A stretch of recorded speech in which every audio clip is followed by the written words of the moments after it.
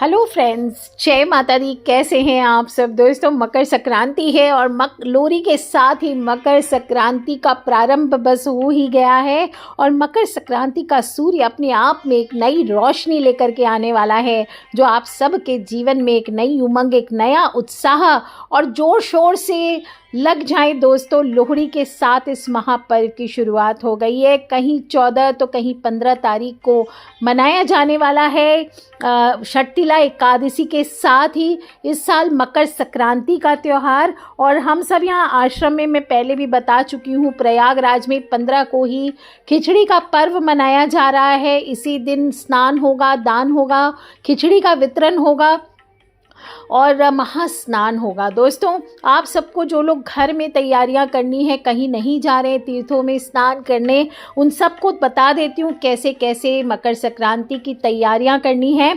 सबसे पहला काम जो आपको करना है, एक दिन पहले ही रात में सोने से पहले 1 कटोरी में तिल भिगो देना है और सफ़ेद तिल, काले तिल कोई भी ले सकते हैं, मिक्स करके भिगो दीजिए रात को सोने के पहले। और रात में ही थोड़े थोड़े काले तिल घर के चारों कोनों में आपको छिड़क देना है। सुबह उसको पूरे घर में जब झाड़ू लगेगा उसको निकाल देना है। ये घर की सारी नकारात्मक ऊर्जा को लेकर के बाहर जाएगा। कचरे के साथ निकालना है। घर में, पूरे घर में अच्छे से झाड़ू मारनी है और घर की साफ सफाई करनी है। फिर पोंछा लगाएं और घर के मुख्य द्वार पर हल्दी के जल का छिड़काव करना चाहिए। इससे पूरे घर से नकारात्मक ऊर्जा हटती है। और ध्यान रखें, वैसे तो सूर्य उदय से पहले स्नान का नियम आता है। अगर सूर्य उदय से पहले आप स्नान ना भी करें और तीर्थों आदि में स्नान करें तो गंगा आदि नदियों में स्नान करें, कहीं भी तीर्थों में स्नान करें, ये श्रेष्ठ है। और घर में स्नान कर रहे हैं तो तीर्थों का जल डाल के, गंगा जल डाल के स्नान करना चाहिए। ध्यान रखें, जो पहले दिन रात में आपने तिल भिगोए थे उसको पीस कर पहले थोड़ा सा उपटन बना लीजिए और फिर आपको उसको लगा के थोड़ा सुखा लेना चाहिए स्किन पर, हाथ में, पैरों में, चेहरे पे। और फिर वो रगड़ रगड़ के उसको उतार लीजिए और फिर उसके बाद आपको स्नान करना चाहिए। ये सबसे पुण्यदायक होता है। सुंदर से स्नान के बाद आप पीले, लाल ऐसे सुंदर वस्त्र धारण करें। श्रृंगार, जो महिलाएं हैं वो श्रृंगार करें। सुहागनें आज के दिन अपनी मांग ज़रूर भरें और चूड़ियाँ ज़रूर पहनें। दोस्तों, आज के दिन इसके बाद सभी को एक तांबे का लोटा लेना चाहिए। स्नान करने के बाद उसमें थोड़ा सा गंगा जल, थोड़ा गुड़ का टुकड़ा, 1 लाल पुष्प हो, थोड़े काले तिल हो। काले तिल आपके पुराने पापों का नाश करते हैं, शनि दोष को हटाते हैं। तो सब मिला करके सूर्य देव के अर्घ्य के लोटे में डाल दीजिए और सूर्य देव को ओम घृणी सूर्याय नमः, ओम आदित्याय नमः, ओम सूर्याय नमः, ओम भास्कराय नमः, ओम भूर्भुवः स्वः तत्सवितुर्वरेण्यं भर्गो देवस्य धीमहि धियो यो नः प्रचोदयात्, ऐसे बोलते हुए आपको सूर्य भगवान को 1 लोटा जल अर्पित करना है। आप चाहें तो आज के दिन 108 बार ओम घृणी सूर्याय नमः इसका भी जाप करें। और जो जल आपके नीचे ज़मीन पर गिर रहा है उसमें से थोड़ा जल लेकर के अपनी आंखों में लगाएं और एक बार अपने स्थान पर घूम जाएं, यानी कि परिक्रमा करें। दोस्तों, आज के दिन सूर्य देव को जल अर्पित करने के बाद पितरों के निमित्त तर्पण और पिंड दान भी करवाया जाता है। हो सके तो वो किसी ब्राह्मण के द्वारा करवाइए, नहीं तो तीर्थों में ही थोड़ी सी कुशा घास और काले तिल साथ में लेकर के जाइए। और सभी पुरुषों को चाहिए कि अपने पितर को आज के दिन अंगूठे से जल दें। ध्यान रहे, जो शादीशुदा स्त्रियां हैं वो उसी लोटे को धो करके, जो सूरज भगवान को आपने जल दिया है उसी लोटे में जल भर लीजिए और उसमें काले तिल और सफ़ेद पुष्प डाल लीजिए। थोड़ा चंदन डाल सकते हैं और अपने पूर्वजों के निमित्त दक्षिण मुखी होकर के आपको जल अर्पण करना चाहिए। ओम सर्वेभ्यो पितृभ्यो नमो नमः, ओम सर्वेभ्यो पितृभ्यो नमो नमः या पितर पितरानी की जय, ऐसा बोल करके आपको जल अर्पित करना चाहिए। और जो कुंवारी लड़कियां हैं वो पितरों को जल नहीं देती, इस बात का ध्यान रखें। जो बिना शादीशुदा लड़के हैं वो दे सकते हैं। दोस्तों, अब आप आ जाइए अपने घर के मंदिर में और घर के मुख्य द्वार के दोनों ओर आपको आज के दिन 1-1 दीपक ज़रूर जलाना चाहिए। सरसों के तेल का दीपक जलाएं, काले तिल डालें इस दीपक में और रुई की बाती के साथ आप जला सकते हैं। और बाती का मुख उत्तर की ओर हो, ये आपको ध्यान रखना चाहिए। इसके बाद अपने घर के पूजा स्थल पर जाएं और रोज़मर्रा की जैसे पूजा करते हैं वो कर लीजिए। देवताओं को स्नान आदि करा रहे हैं तो उसमें भी आज के दिन काले तिल डाल करके थोड़ा सा लड्डू गोपाल की जो सेवा करते हैं वो लड्डू गोपाल को थोड़ा सा उपटन, काले तिल का उपटन वो पहले ही जो पीस के रखा है वो आपने जूठन घालने के पहले ही अलग कर दीजिए उनके लिए।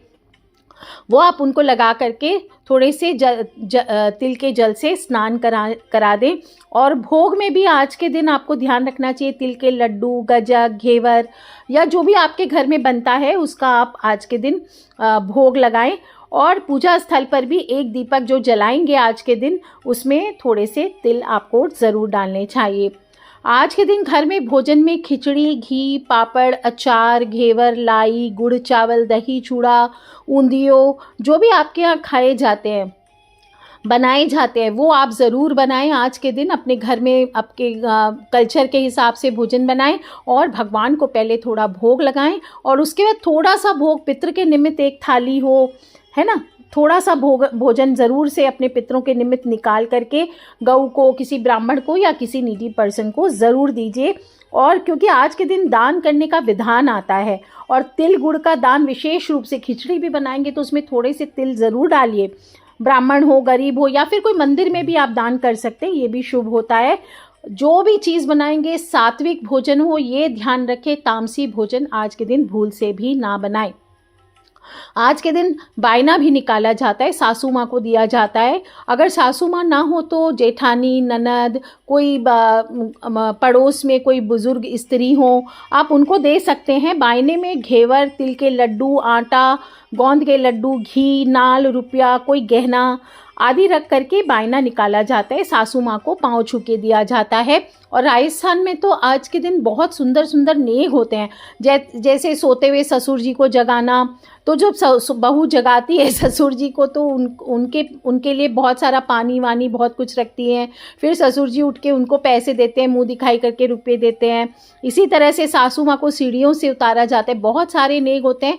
तो आपके यहाँ भी आप कोई नेग कर रहे हैं तो वो भी कीजिए। बड़ा ही खूबसूरत आनंददायक त्यौहार है दोस्तों, रिश्तों में मजबूती आती है और ये त्यौहार आपको रिश्तों की अहमियत भी समझाता है।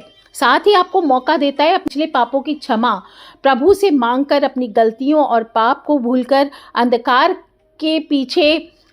को बिल्कुल पीछे छोड़ देना है और देवताओं के दिन के साथ फिर से नव जोश के साथ नव जीवन में रोशनी की ओर बढ़ना है।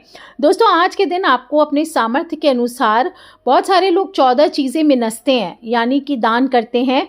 जैसे कोई लोग 14 कंबल, 14 कपड़े, 14 बर्तन, है ना, कोई भी 14 सजावट का सामान, कोई लोग 14 अनाज का कटोरा देते हैं, कोई खाने की चीज़ 14 जगह, कोई क्लिप वगैरह सजावट की सामान, सजने वजने का, श्रृंगार का सामान।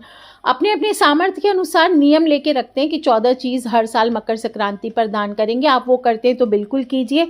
और कुछ लोग एक मिस्टेक करते हैं, जब भी आप कोई चीज़ 14 जगह मिनस रहे हैं तो ध्यान रखें 14 जगह दक्षिणा भी साथ में रखनी चाहिए। भले 10 रुपया रखिए, 1 रुपया रखिए, पर दक्षिणा अवश्य रखिए अपने सामर्थ्य के अनुसार।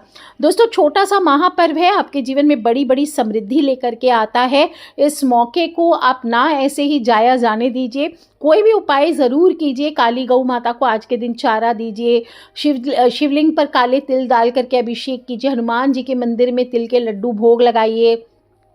आप अपने इष्ट देव विष्णु भगवान की पूजा कीजिए, विष्णु भगवान का तिल का भोग विष्णु भगवान को लगाइए। इस प्रकार से छोटे छोटे उपाय जो भी आप करना चाहते हैं, पक्षियों को भोजन दीजिए, नदियों में दीपदान कीजिए और सूर्य भगवान की उपासना अवश्य करिए। बट नॉट द लीस्ट, इस दिन खिचड़ी, तिल और गुड़ इसका सेवन ज़रूर करना चाहिए। बाकी आपके यहाँ जो खाया जाता है वो ज़रूर खाएं। इससे ग्रह दोष शांत होते हैं और धन हो, स्वास्थ्य हो, सफलता हो और सूर्य भगवान की कृपा से मान सम्मान यश की प्राप्ति पूरे वर्ष आपको प्राप्त होती है। आपके परिवार पर उनका आशीर्वाद बना रहता है। तो मकर संक्रांति और खिचड़ी पर्व की हार्दिक शुभकामनाएं। आज के लिए इतना ही दोस्तों, खिलखिलाते रहे, मुस्कुराते रहे। Take care friends, love you all. जय माता दी, बम बम भोलेनाथ की। और मैंने लास्ट वीडियो में राशि अनुसार उपाय बताया है, कौन कौन से दिन तिल का क्या उपाय कौन सी राशि वालों को करना है, तो आप सब ज़रूर कीजिए। और इस बार जो संक्रांति आ रही है, मकर संक्रांति, इससे बहुत सारे राशियों के जीवन में बहुत सारे बदलाव आने वाले हैं। वो मैं आगे आने वाले वीडियोज़ में आपको बताऊंगी कि ज्योतिष दृष्टि से आपके जीवन में मकर संक्रांति क्या प्रभाव छोड़ने वाला है। तो कर लीजिए उपाय दोस्तों, और अपने फ्रेंड्स, फैमिली, मम्मी पापा, भाई बहन, बच्चे, अकेले नहीं सुनना है, सभी से शेयर करते रहा करें, क्योंकि हमें नहीं पता कौन सा उपाय कब किसकी लाइफ बदल दे। So love you all friends, take care. जय माता दी, बम बम भोलेनाथ की जयकारा, शेरा वालिदा बोल, सांचे दरबार की जय। बोलिए हर हर हर महादेव शंभो।